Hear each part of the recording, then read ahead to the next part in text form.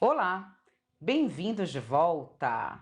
Já ouviram falar em EQM ou experiência de quase morte? Hoje a gente vai mergulhar nesse assunto que é um grande tabu entre os cientistas, mas que é altamente relevante e ainda continua sendo pesquisado e é um tema extremamente controverso. Vamos lá?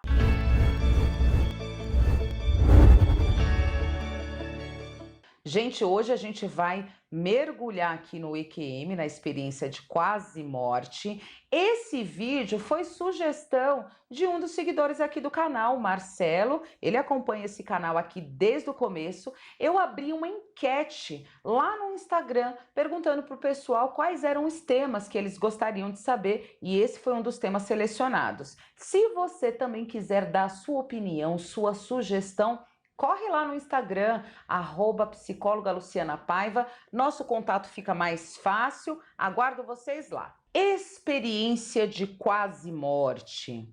Quando a gente fala em experiência de quase morte, a gente está falando em indivíduos que eles foram diagnosticados ou foram tidos como mortos por um determinado período de tempos. Algumas pessoas mais tempo, né? Tem casos muito relevantes e famosos na história, como o caso do adolescente americano que sofreu um mal súbito e passou mais de 6 minutos como declarado morto, né? A gente tem pessoas que passou menos tempo, pessoas que entraram em morte cerebral, pessoas que durante a cirurgia, né, foram tidas como mortas e depois elas regressam para o corpo. Regressam? Será que elas saíram? Bom, a neurociência tem uma visão diferente disso. Vamos entender isso pela perspectiva mais moderna. O que a ciência diz sobre o tema hoje em dia? A neurociência ela vai entender que o seu cérebro ele vai preencher as lacunas, né, de um espaço em que a sua mente ficou desacordada, morta, disfuncional, com memórias e pistas falsas, tá?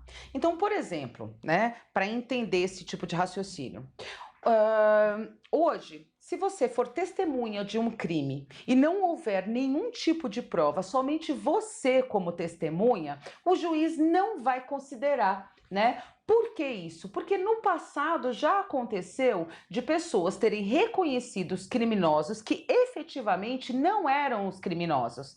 Por que elas fizeram isso? Não por maldade ou querer mandar um inocente para a cadeia, mas o cérebro, ele tem essa questão de adaptação para que alguma coisa faça sentido dentro da sua mente. Aquela mulher, ela não conseguia se lembrar muito bem do rosto, mas quando a polícia mostra uma foto de um indivíduo parecido, é como se a sua mente desse match e fala, não, é isso mesmo, pronto e acabou. A nossa mente, ela prega peças, inclusive mente pra gente, porque ela tem necessidade de classificar e enquadrar tudo dentro de alguma coisa que faça sentido. Então, de acordo com a neurociência, quando essa pessoa ela regressa ao corpo, a mente precisa preencher essa lacuna. Então, ele vai criar memórias, né, que foram aprendidas ao longo da tua vida. A maioria das pessoas que passam por uma experiência de quase morte, elas relatam um túnel, luz, espíritos, às vezes alienígenas, mas sempre uma experiência espiritual, em sua maioria. Então, os cientistas acreditam que ao longo da vida, como você aprendeu esses conteúdos, você vai preencher, a sua mente vai preencher com essas lacunas e ponto. Tá? Em relação a essa sensação de ter saído do corpo, a neurociência justifica que a gente passa por isso em vários momentos da nossa vida. Quem nunca aqui, ao tentar pegar no sono ou começar a pegar no sono, tem essa sensação de queda, de levantar, enfim. Então, talvez inclusive induzido pela anestesia, você revive essa situação que não é atípica e que a ciência comprova, certo? Então, se a neurociência traz uma explicação materialista, pragmática, dogmática acerca do assunto, por que milhares de pessoas que passaram por essa experiência, não só nos dias atuais, essa é uma experiência milenar, continuam batendo na tecla de que realmente viveram uma aventura espiritual, vamos dizer assim. Antes da gente continuar aqui no vídeo, o que vocês acham? Existe mesmo vida após a morte? A gente tem consciência além do corpo físico? Será que o cérebro é o grande maestro e quando ele não funciona, acabou a consciência? Deixa aqui a opinião de vocês. Bom, uma coisa é certa, a gente não consegue comprovar quantitativamente essas experiências de EQM, mas a gente comprova uma teoria muito importante por meio dela. Se os cientistas dizem que nós estamos preenchendo essas lacunas com experiências que a sociedade nos passa, como que a gente pode justificar sociedades antigas, longínquas, remotas, em que todos falam que têm o mesmo tipo de experiência? Ora, então pode ser que realmente não seja uma experiência espiritual, mas com certeza a gente comprova a força do poder do inconsciente coletivo. Então, de alguma maneira, a gente consegue comprovar e enxergar a teoria junguiana.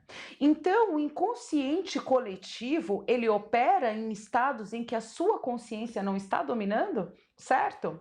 Além de inconsciente coletivo, né, que são essas figuras que todos nós temos em comum, são como figuras primitivas, a gente também começa a comprovar, segundo essa tese aí da neurociência, a questão arquetípica, porque muitos indivíduos que passam por experiência de EQM, eles se sintonizam, veem e falam das figuras de símbolos arquetípicos, ou seja, universais, atemporais, né? E que a gente vem relatando aí, ó, ao longo de milênios do ser humano. Então, este é o primeiro ponto, primeira ressalva que eu gostaria de fazer, afinal de contas, sou uma psicóloga que segue a abordagem junguiana, apesar de ter uma formação em neurociência. Segundo ponto que a gente precisa chamar a atenção é que quando uma pessoa tem uma experiência espiritual, não importa que você diga para ela que não é real, que não aconteceu. Essa é uma experiência transformadora, individual e ninguém pode tirar isso dela. Então, de qualquer maneira, a gente tem que ter, no mínimo, respeito, empatia, ouvir, certo? A gente tem o caso de um médico renomado, cético, que passa por um problema de saúde e depois que ele passa por um problema de saúde e ele vive aí uma experiência de EQM, ele escreve vários livros em que ele contesta justamente o que ele vinha falando antes. Será que as coisas precisam ser tão polarizadas? Tudo precisa ser material, palpável, senão ele não faz sentido, senão não existe? E afinal de contas, onde é que mora a consciência? A consciência mora aqui no teu cérebro? Vamos pensar essa questão da consciência levando como exemplo a tecnologia?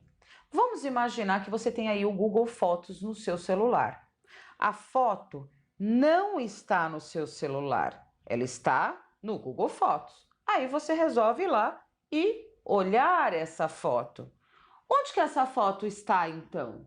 Aí você baixa essa foto para o celular, aí sim ela está no seu celular. Mas antes disso, onde é que ela está?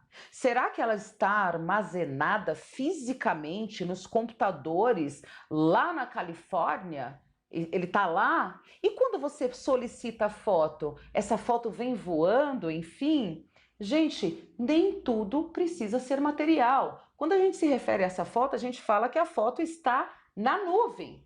E o fato dela estar na nuvem não significa que ela não exista. Será que a consciência não funcionaria um pouco dessa maneira? Ou será que a consciência está aqui morando no seu lobo temporal, frontal, né, na primeira unidade? Aonde é que está essa consciência exatamente? Será que a sua consciência também mora em nuvem?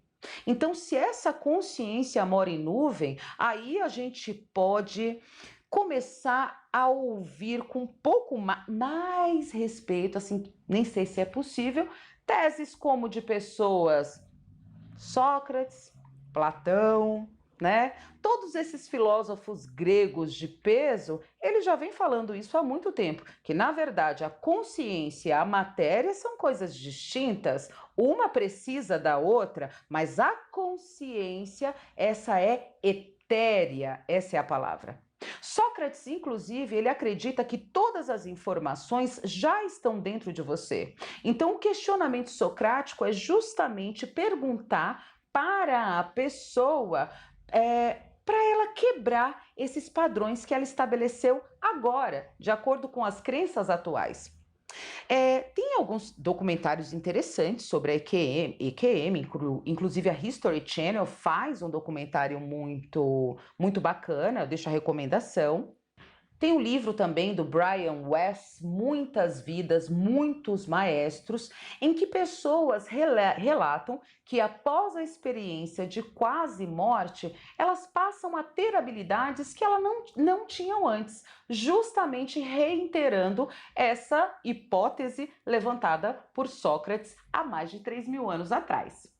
Como a neurociência pode justificar pessoas que passam a dominar uma nova linguagem inteira após uma experiência dessa? Como a neurociência pode justificar pessoas que relatam coisas que aconteceram na sala de cirurgia no momento em que elas estavam nesse processo de quase morte, sendo que a consciência delas não estava operando, certo?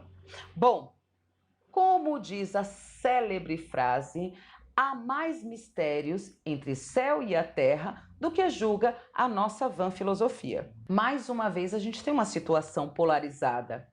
E é claro que é comum isso, porque vivemos numa sociedade completamente materialista. Não conseguimos entender e compreender conceitos metafísicos. Por isso que eu sempre digo, o Ocidente que se oriente, tá bom?